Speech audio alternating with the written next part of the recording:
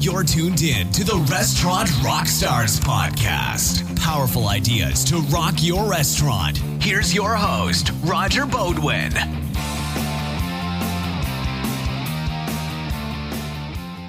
Hey guys, so glad you could join me again at the Restaurant RockStars Podcast. Super excited because today's concept is called Flower Child, and it's a fast-growing chain of restaurants. And we're going to talk all about brand development and brand building. So let's start with what makes this restaurant so unique. Well, it's the menu that really stands out. They're dairy-free, gluten-free, sugar-free, vegan, vegetarian, and paleo. And their tagline is healthy food for a happy world. Now, how cool is that? I'm speaking with Ms. Anita Walker, who's the Vice President of Marketing. And we're going to talk all about how they build awareness for this brand, the challenges of fast growth, how to sustain intense customer loyalty and repeat business, and the all-important power of social media marketing and online reviews. And even more than that, how to respond to negative reviews, because no matter how many great experiences that you deliver to your customers, you're still going to get some reviews that are not positive, because it's impossible to serve everyone and meet their expectations, every single person, every single time. And Anita has so many really cool ideas and techniques on how Flower Child does just that. So stay tuned to this episode. Really excited to bring it to you. Scheduling staff is like being an air traffic controller. Sticky notes, emails, texts. There's so many requests. Your employees say, I didn't see the schedule. I can't work Friday. I need to switch with Sally. I asked for time off. Well, it's time to land those planes. With hot schedules, all requests go into one system to build the perfect schedule. Staff can get their schedule 7 ways, including a powerful app. They can easily communicate with managers, pick up or change a shift in just a few clicks.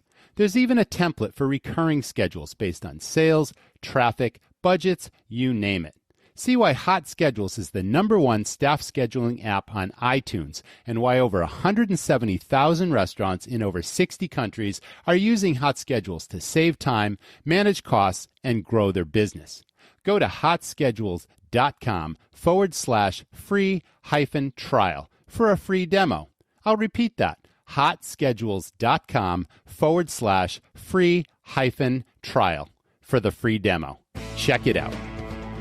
Welcome back, everyone. This is the Restaurant RockStars Podcast, and these are engaging topics that help restaurants build their brands, especially in this episode, rock their profits, and deliver amazing guest service experiences. With me today is Anita Walker, and she is the Vice President of Marketing for the Fox Restaurant Group, and we're going to be talking all about a really amazingly unique concept called Flower Child with multiple national locations. Welcome to the show today, Anita.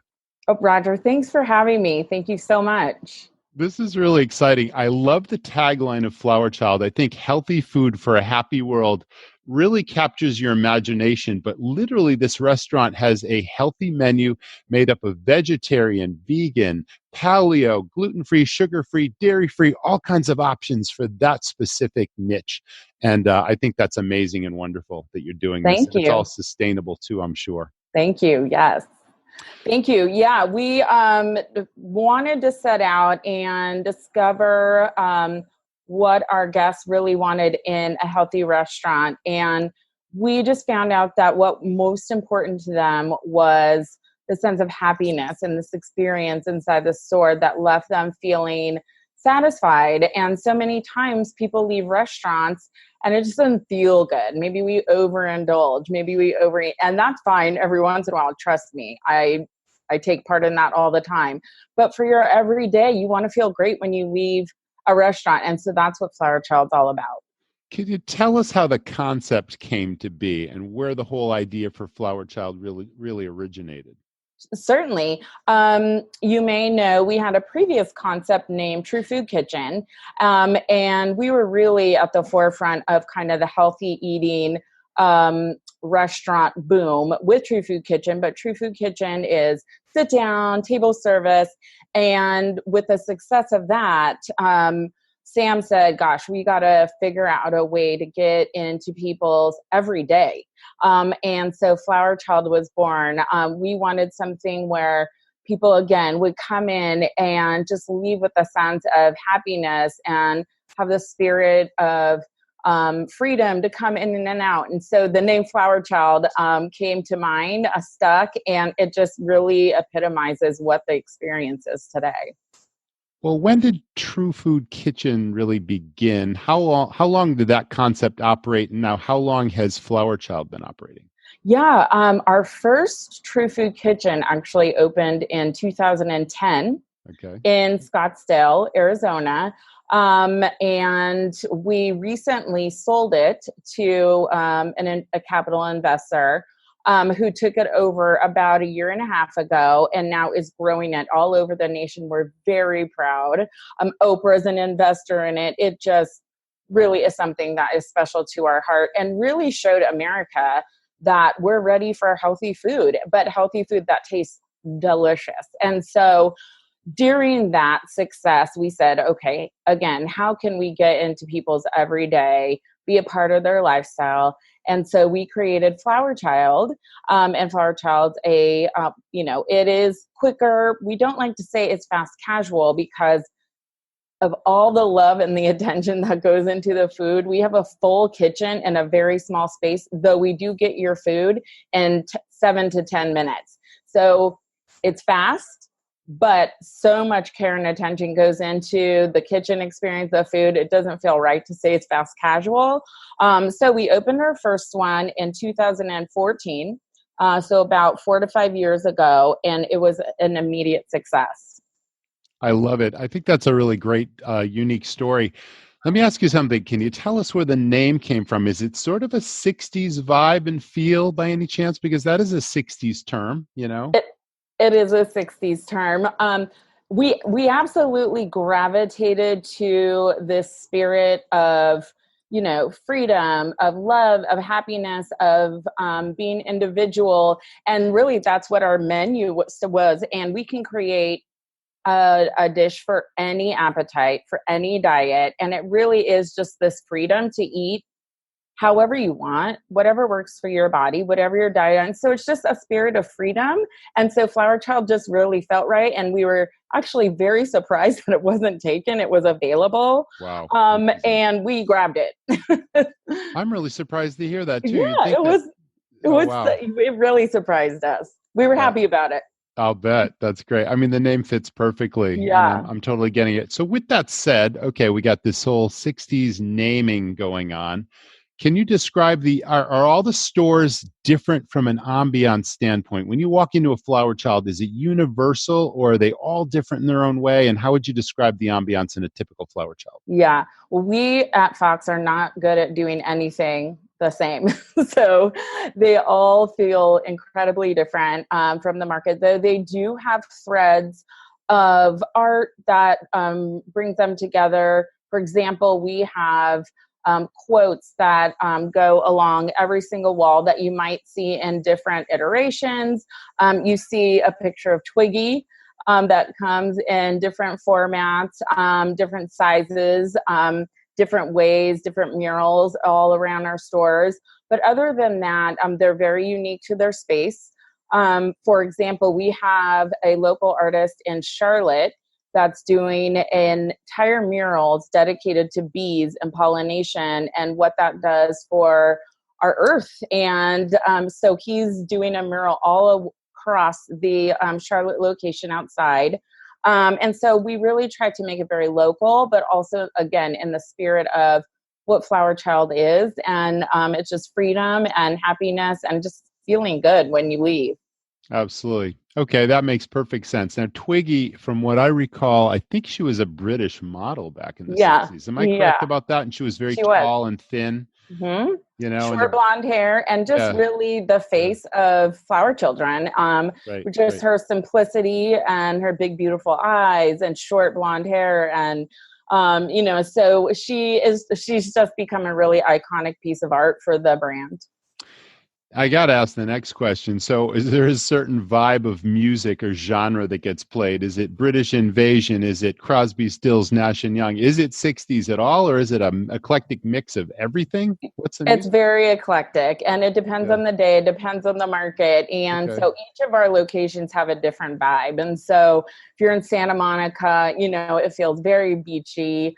And if you're in Charlotte, it just feels, a little bit more eclectic, a little bit more, old rock. So it just depends on the market, and we try to be really relevant. Okay. Are the menus consistent from store to store? Does that change as well? The menus are mostly consistent. We have a few extras, such as a red fish that's served in Texas. We have some local beers. We have some local kombuchas. But for the most part, they're very consistent and they're very abundant. We have hundreds and hundreds of different options. You can make a plate with chicken and two sides. We have 5 wraps. We have 5 to 6 bowls that change seasonally. So it is a very compelling menu. We're really proud of it. Okay, let's back up and ask. I have to ask this question because I ask all of my guests, what is their introduction to hospitality or restaurants? Have you worked in restaurants prior to your marketing background?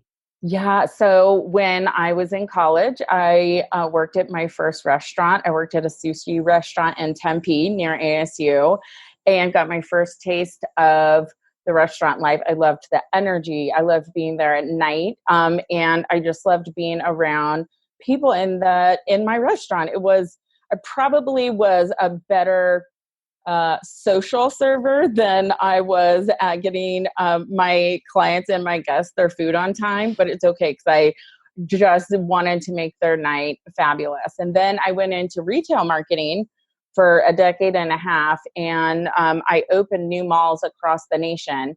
And met Sam Fox through that. He actually would open restaurants in my malls. And so we'd get to work together. And he called me one time and said, "Hey, do you want to come be my marketing or run my marketing division? We're growing all across the nation. I need somebody who knows how to do development or growth marketing." And I said, "Sam, I don't know anything about restaurant marketing." And he said, "Good. I don't want any of that. I want our own. I want different. Just come do your thing." And so I got right in, and I just fell in love with the humility and the humbleness and what hospitality and restaurants are all about. And that really honestly hooked me and held on to my heart. And again, the energy, and we don't sleep, and Right, right. there's never a dull moment, and it hooked me. Yeah, I Anita, can't imagine being anywhere else. that is a beautiful story, and I'll tell you why. Okay, so I call the restaurant or hospitality space the business of 1,000 details because Yeah, literally there are. And if agree. you're an owner, entrepreneur, or a general manager, you got so many balls in the air. You're spinning the plates. The unexpected is always around the next corner, and you can't be an expert at everything. And you No, can't always. Not every restaurant, has the luxury of having a marketing dedicated person or a no. marketing VP. Even if you've got a small chain of restaurants, sometimes it falls on a person, and it's one thing they got to have a crash course in. They got to figure out what works. They've got to get, awareness for this place. They have to get repeat business. They have to create unique promotions. It's all of that and so much more. And you're telling us that you went into a really high profile situation without knowing anything about restaurant marketing, and you got this crash course yourself. And that was a good thing because that's what Sam Fox was looking for. Do you Mhm. have any advice for the average restaurant owner or general manager that needs to put a marketing program together in a single location or even a couple of locations, and what they would do first and what's most important in today's marketing world? Yeah. I'll say first to them that it will never change. I will go to my grave with this. The most important thing you can do is give your guests a good experience, and no marketing in the world will replace that ever. And so if you focus on your 4 walls and make sure from the time that way they walk in the door till the time they walk out, no amount of marketing budget will replace that. So if you have that down, on top of that, we really now look for experience in our 4 walls, and marketing has become a layer. This is very different and unique because we don't do a lot of promotions. I don't think that's necessary. What you can do is look for ways to extend your brand inside your four walls. We call it environmental branding. This is how do you bring in a local artist to do a huge mural on your wall? That way there's a photo opportunity. So your guests are automatically doing social posts. You don't have to do anything. You have a local story. You can talk about the artist that you brought in. You can make sure that your uniforms are on brand and your staff looks great, and that's an extension of your brand. You can make sure that the decor around your restaurant feels experiential. How can people engage with it? And so to me, that's the most important marketing that you can do today. And I would invest in that before I ever placed an ad. That is excellent advice. We used to call it internal marketing, but the same concept applies. Four walls. And there's so many opportunities there for brand building and for unique things that are, important to your local customer. Like you mentioned, the murals and the photo ops. I mean, we used to do a lot of that as well. We used to have those like amusement park dioramas where you could stick your head in there, take the photos, and the kids especially would love that. That was themed or branded toward our restaurant. I mean, there's a million ideas there. But literally, and I'm sure you would agree with this, you can do such a good job with training your staff so well that they're brand ambassadors for your business. They're giving such amazing experiences to your customers that then the customers become brand ambassadors. And now you've got an army of people, every one of which is on social media, posting great times. The camera phones come out. The plates have what I call wow factor. Your concept is so unique. I'm sure people are taking pictures, photos of and putting it on Instagram and all that kind of stuff. I mean, it just goes on and on and on. But I mean, this is cost-effective stuff. Yeah. And you may agree with me when I say there's so many restaurants out there that are taking that shotgun approach by spending thousands of dollars on traditional marketing, and they're putting radio spots up and TV ads, and they're doing direct mail campaigns and putting ads in newspapers. And unless everybody who walks in the door and says, hey, Joe, I heard you on the radio and that's why I came in, you'd never be able to track the ROI from that. Right. If you have the budget to do it, and some restaurant groups do, great. If you're growing nationally, those things can be effective, depending on what your goals are. But, I would definitely invest in what you call, in the four-wall restaurant marketing before anything else. There is nothing more powerful than word of mouth. Your guests and your team members, who we consider a marketing audience, our staff, they'll do all the marketing for us. We invest in them. We make sure that they're flower children. We give them swag. We give them, anything they want. We incentivize them to go out to concerts and live the life. And so they are posting for us and really do the best marketing for us. I couldn't pay for it. That is wonderful. So you're creating a family of staff that feel a sense of belonging to Flower Child. They totally get the concept. They're living the lifestyle. They're spreading the word. I mean, that's perfect. Is there a common uniform that the staff wears, or any type of special dress, or is that just encouraged to be your own unique personality and be who you are? I mean, what's that about? We give them some guidelines to be safe. It's denim and like flowy shirts for the gals, and the guys, they have these really cool aprons that say Flower Child on them, but you'll see like bandanas, and you'll see, really great denim, and they just look great. The team that we have that come to work in Flower Child, they really do embody the spirit. And so they are proud to walk through the door and look like a flower child. Right. We don't have to give them a lot of direction, luckily. Has there been a growth strategy that you can pinpoint for the listener that takes us from that takes us literally from True Food Kitchen to the initial Flower Child location, and now we've got something powerful here that we can brand and that we can build nationally? What would that strategy look like to go from a single location and then roll that out? I mean, were you involved in selecting the locations or the states or the cities and, the real estate acquisitions? And I mean, there's so many pieces to that puzzle. I don't want to overwhelm you with the question. No, I get it. Tell us everything you can about it. Yeah, so Sam and our president select all of our real estate, but we do work very closely on, hey, what can this market do, and what are we going to expect from it? And we've gotten pretty good at understanding what we're going to get out of a store. And so for Flower Child specifically, we knew the success of True Food. So we opened up our first location, Flower Child location, across the street from our home office. That way we could be there all the time, which I'm sure our team didn't love, but we were in there all day, every day, and just felt it out. We have never opened a new brand and already had a plan for the second one. We always open one concept and let the guests tell us, is this something that they want another location? And so we immediately knew with Flower Child that this was going to be a multi-location concept. So we grew the brand to, I think, 4 the first year. And then after that, we've been opening about 8 to 12 every year after that. Going to the East Coast, that's new for us. We're a West Coast company. We went to the East starting last year, and now we have 22 locations. I think the most important thing that we've done is dive in. We don't treat any store differently than our first store. And we get to know the community. We understand who our important community partners are. We look at the real estate. We sometimes see something in a piece of real estate that nobody can see. We just converted a really old piece of real estate in Charlotte, totally redid it. Now we're in a, redevelopment story in the paper down there. And I really think we turn neighborhoods around sometimes because we see gold and, we see diamonds and just some beautiful real estate that nobody pays attention to.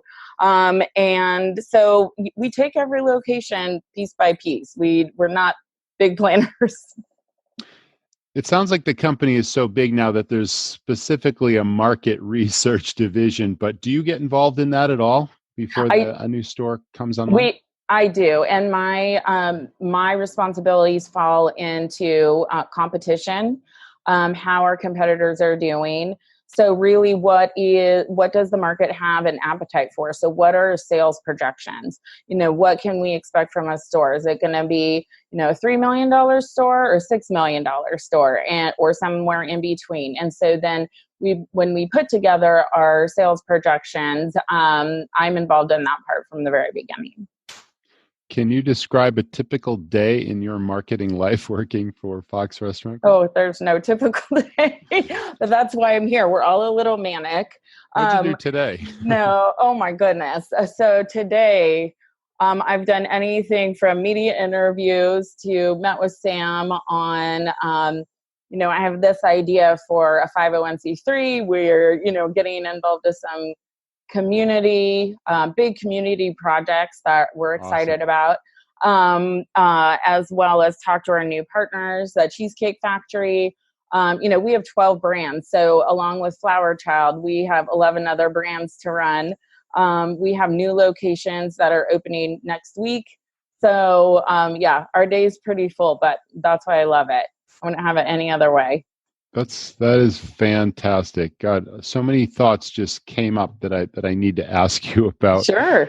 So Cheesecake Factory, obviously another nationally well-known brand that has done a phenomenal job marketing an extensive menu around the cheesecake, right? Yeah. Do you work with that company as well, or is that a separate division with its own marketing people? Well, we don't integrate our marketing, but we are very connected. They're wonderful partners. And so, in fact, their CMO and I are very good friends, Donald Evans. And so, our work doesn't cross over, but we are in touch all the time. Okay, that makes perfect sense.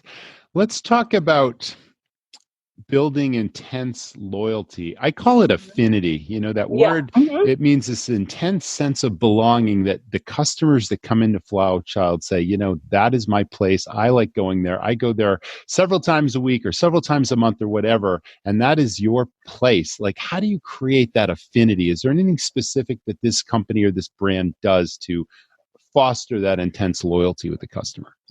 We have a very loyal, just organically loyal base of customers because of the health spin of the restaurant.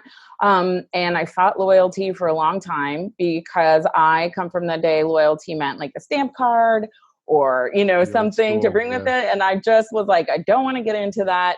And so we are actually launching a Flower Child app in about a month, which I'm so proud of. And it is going to really reward our very best customers, our most loyal guests, who just automatically have that brand affinity with really wonderful things. And they're not going to have to do anything but pay through their app. And so I'm totally on board. I love it so much. It's going to have some really cool aspects to it. And really great rewards for every dollar spent or for frequency. However many times you come into the store, you're going to be rewarded. And so I'm really excited for that. Yeah, and our guests deserve it. Absolutely. You could say that's promotional in a way, but it's cost-effective promotionally, and it does build that repeat business as opposed to promotions that offer discounts and deals on this and that. And, we all learned a long time ago that whenever you discount something, you sort of devalue what you're actually selling. And the customer never wants to pay or expects to pay full price again once they've received the discount. So, that goes without saying, but it's just a nugget of wisdom that you're throwing out there with this new app that I think is pretty powerful. That's cool. Yeah, we, through the app, it allows us to give our guests, I'd rather give them a full Mother Earth bowl, for coming 3 times than a discount. That I don't want to devalue what this beautiful, lush, amazing produce that we put in front of them. It doesn't deserve a discount. But if my best guest comes 3 times in 1 month, I want to reward them. So I'd rather just feed them. And we all feel good. I don't want to jump outside your wheelhouse in any way, but obviously operators in this audience and people on Facebook and all our social media platforms that communicate with us and with Restaurant RockStars, everyone is obviously concerned greatly about the labor shortage in the hospitality space. I heard in one of my former guests a couple of weeks ago that there's probably 1 million unfilled jobs in restaurants and hospitality right now, which is due to lowest unemployment in decades and all this kind of stuff. We don't need to rehash that, but do you get involved or can you speak at all to the recruiting process to get new staff into Flower Child? Do people just gravitate to it based on the brand? Do you do anything specific to reach these people to fully staff your operations? Yeah, marketing is really involved in recruiting and retention, and we're very proud of that at Fox. As you should be. We think that working together and creating a brand experience for our employees, if our culture is running through their blood, if we're taking care of them, we really work hard to make our brand their lives and part of their life, then they're going to stay with us and we're going to have less recruiting issues. And so we work really hard at that. And so it's campaigning to them. We communicate with them all the time. There's rewards, there's incentives. It's our most important audience. So I'd rather market to that base of 5,000 employees that we have and keep them and, follow their careers.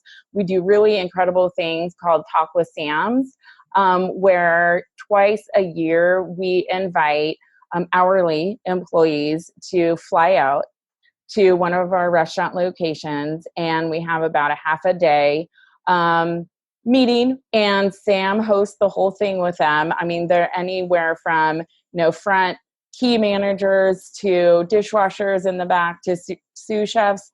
And we fly them and we put them up in a hotel and we feed them wonderful food and we take care of them and we, shower them with gifts. And it goes so far and they're so appreciative, and I would rather spend all my marketing budget on that. It just really does a lot for our organization, for retention. And so putting your employees first is really how marketing helps in recruiting and retention. Beautiful answer.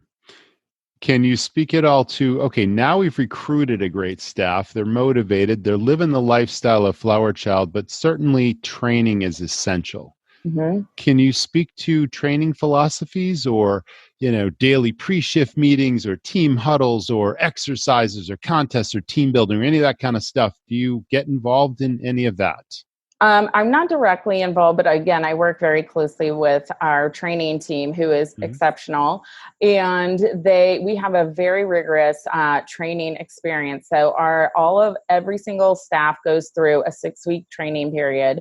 We call it the culture of hospitality, and so we teach hospitality. We get them, drink the Kool-Aid. This is what we do first before anything else. And we just try to hook their hearts that way. We're here to serve. We're so grateful for every person to walk through the door. So if we can get a new team member to have that same passion, then they stay on for a long time. So I help with messaging, with how we put together those programs. There's shifts before or shift meetings before, morning and night. Sometimes there's awards. We're launching this app. We're going to have a big employee launch before we do a guest launch, where we're going to give away $500. We have swag, t-shirts, sweatshirts, pens. So that's where marketing gets involved again, just to really engage our employees, and they stick around. I think they really appreciate it. High retention rate comes from recognition and rewards and creating an Yes. ideal environment where, Yes. like you said, you call it the culture of hospitality. Mm-hmm. I take mine a little bit beyond that. When I ran restaurants, and I just bought a restaurant last week, so I'm Good back for in the you. game. Thank you. We called it the culture of hospitality, family, and fun. And Great. it was all based on hospitality. I'm just going to throw out, no, I'm going to ask you, can you give us your definition of hospitality? Then I'll tell you mine. What My does definition hospitality mean to you? Yep. Hospitality means to me that whatever it takes, the person that you're serving that comes into your restaurant leaves happy and taken care of. That's simple. That's simple. Yeah. Okay. What does it mean to you? Very similar. I was going to say, we always used to train the staff that hospitality is absent when something happens to you, and hospitality is present when something happens for you. Oh, I love it. So So much better than mine. No, I think we're talking the same language. We're both drinking that Kool-Aid. But hospitality, so that's the hospitality part. The family part, I think I mentioned earlier, where your staff enjoy the ambiance, they enjoy the camaraderie of both the customers and their teammates so much that they feel, and the way they're treated by management or ownership, right? Mm-hmm. Creates this culture of family where the staff feel like family, they're treating the customers so well so that the customers feel like family, and then everybody's having a whole lot of fun. So culture of hospitality, family, and fun just kind of elevated the whole brand of our restaurants back in the day. I love it. And that's what I'm It's working so on important. today in this new location. Good for you. Let me ask you, I know you work with Bread and Butter, which is a publicist or a PR firm, and I'm very thankful to them for reaching out to us. They're bringing us really amazing guests, and I'm so glad they introduced me to you, Anita. Thank you. Do you recommend that other restaurant operators hire a publicist, and what can be done with the power of public relations or press? I think if there's anything outside of your four walls that a marketer should do for a restaurant, is to have a great PR partner. And not for crisis situations, though that's important, but it's mostly because you want your guests to remember their experience when they're outside of the restaurant. And nothing is more authentic than what you can show through media and public relations. And PR today is not what it used to be. It's not just what you see on the morning news or in the paper. It's community relations. It's through social media. It's through bloggers. It's through podcasts, which we love, Absolutely. and yes. Absolutely. There's just media now, and word of mouth is gigantic. And so one person can't do it all. And so a company like Bread and Butter, with really great people who has their pulse of all of those media extensions, I'll call them, in every market, is so important because then your message gets out and your guests are remembering and hearing about other people's experiences at your restaurants, and remember, oh goodness, I remember when I went to Flower Child in Charlotte and it was so amazing. And this blogger just had a great experience there. I'm going to go back tomorrow. And we really, really hang on our PR partners, bread and butter, to help us with that experience. Well, thank you. I Sharing, think that's great advice for any single independent operator who really wants to push their brand forward, or, a small multi-unit locational chain, that sort of thing. Yeah, and I would really advise them to push their PR partner. Don't accept just the traditional, here's the media I'll reach out to for you. The questions are, okay, that's great. But also, who are your podcast contacts? Who are your blogger contacts? Do you know mommy bloggers? Do you have influencers in your market?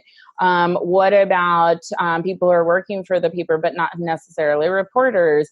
So there's just media today is so undefined. So if you are a restaurant operator and owner and going to hire somebody to help you with PR, make sure you stretch them. Also good advice. Let's switch over to the all-important online reviews and social media piece. And it all begins with impressions in the restaurant, of course. And it's unfortunate that sometimes negative impressions far outweigh positive impressions. You're not going to forget about a bad experience that you have in a restaurant. And even if the staff or the operation does everything they can to turn things around, there are people out there that just have an experience and they're going to be very quick to go to social media. So do you get involved personally with answering, on a national level on social media or on online reviews, negative reviews? Do you have other people that do that for you? And what do you suggest the independent operator do when, okay, I got positive, and here's a negative review? Do you respond to all the reviews, some reviews? What's your best advice there? Depending on the platform. Yeah. So the big answer to you is yes, we're very involved in answering all of the reviews, positive or negative. And we find that answering to positive actually is a lot more time engaging and really well respected by the guests on the other end, and it's unexpected. And so something that I really recommend, even if it's a simple, hey, thanks, can't wait to see you next time. That's super simple. There's a lot of tools right now that can help you answer all of those remarks if it gets to be overwhelming. There's a tool called Venga. There's some online tools through Google. And that way you're not sitting at your computer or you're on your phone all day. Who has time for that? So it can help with some of that answering. If we do have really negative reviews, we absolutely try to recover every guest. And our GMs are actually involved in that because we want it to be very authentic. We want to make up for the bad experience inside the store. We want them to know that face, that voice. And so we work hard to recover every single negative review. Sometimes they'll take it, sometimes, they won't, but we won't stop trying. That's an important point you're making also. Can you always tell which location had the negative review? We can, because usually the guest will say, if it's on Yelp, we have a proprietary comment on our website called Talk to Sam. So we invite guests, if they have a poor experience or a good experience or any comment on our food, to send a Talk to Sam, and it goes really to Sam. People sometimes write in and say, hey, is this comment really going to Sam Fox? It does. It goes to our whole leadership and executive team. And we respond to every single comment. And it's a lot of work, but it's probably one of the most important things that we do, that our guests feel heard. And we're never too big to take care of them. And so we will never let that go. Sounds like you have a very fulfilling job and a very fulfilling organization. I do. Yeah, I'm so lucky. That is awesome. I mean, I'm getting the passion and I'm getting the satisfaction that you have in the job that you do and in the people you work with. And it sounds like a really amazing company to work for. It is, for sure. For sure. I'm lucky to be here. Can I ask if we've missed anything, or if there's anything else you'd like to tell the audience about marketing in restaurants or hospitality in general? I think just, never settle, never rest. Marketing and restaurants are both two things that are changing daily. Correct. Don't let it get you down. Let it motivate you. Let the mystery motivate you. Let the journey motivate you. We are always looking for the next new marketing idea. Don't hang your hat on one thing. Always explore. And so, whether you put everything into your social and digital marketing or your traditional marketing, or all you can do is make sure your guests are taken care of in your four walls. Be proud of that and do it to the best of the ability, but don't let all of the noise of modern marketing and modern restaurants and how they're changing get you down. Just do the best at what you can do.